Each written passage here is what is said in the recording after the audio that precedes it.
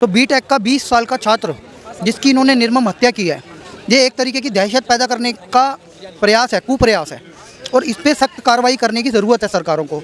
जो भी व्यक्ति ये नारा लगाता है उसे तुरंत अरेस्ट किया जाना चाहिए पूरे भारत में, क्योंकि यह देश संविधान से चलेगा।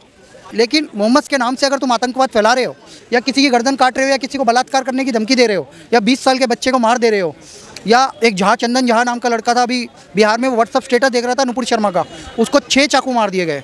उमेश कोले को 16 साल पुराने दोस्त ने ही मरवा दिया। और कन्हैया लाल को तो गोश मोहम्मद और मोहम्मद रियाज ने इसलिए मार दिया क्योंकि उसके बेटे ने स्टेटस अपडेट किया था आई सपोर्ट नुपुर शर्मा, और वो पाकिस्तान से ट्रेनिंग लेके आए थे 2014 में। उन आतंकवादियों का प्रयास था कि हम बीजेपी में घुस जाएं, लेकिन घुस नहीं पाए। वो थे स्लीपर सेल, वो आराम से सो रहे थे। जिस दिन लब्बैक जो इनका संगठन है पाकिस्तान का, उसका आदेश आया, उन्होंने कन्हैया लाल की गर्दन काट दी। वो टेलर था, कपड़े बनवाने के बहाने ये लोग गए और पीछे से वार करके उसकी गर्दन काट दी।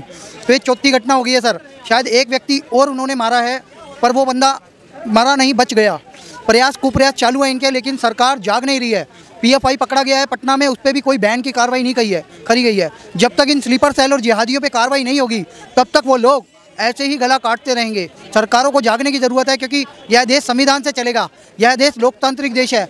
यहाँ पे शरिया कानून लागू करने की कोशिश ना की जाए और यहाँ के नागरिकों की सुरक्षा का दायित्व गृह मंत्री अमित शाह के ऊपर है। उन्हें कड़ी से कड़ी कार्रवाई करनी चाहिए। कोई भी सरकार के टुकड़ों पे ना पले जेल के अंदर भी। सरकार का दायित्व बनता है, क्योंकि किसी भी कोर्ट से पूछ के या पुलिस से पूछ के गर्दन नहीं काटी गई है। उसी तरीके से कोर्ट को और पुलिस को उनको मौका नहीं देना चाहिए। तुरंत गोली मार देनी चाहिए, एनकाउंटर कर देना चाहिए, या उन्हें तुरंत फांसी दे देनी चाहिए। क्योंकि जस्टिस डिले जस्टिस डिनाई, जितना आप न्याय देने में देरी करते हैं फिर वो न्याय नहीं रहता, अन्याय में तब्दील हो जाता है। वहाँ से चिश्ती ने उसे बौद्धिक समर्थन दिया और पीएफआई का भी इंट्रोडक्शन कराया।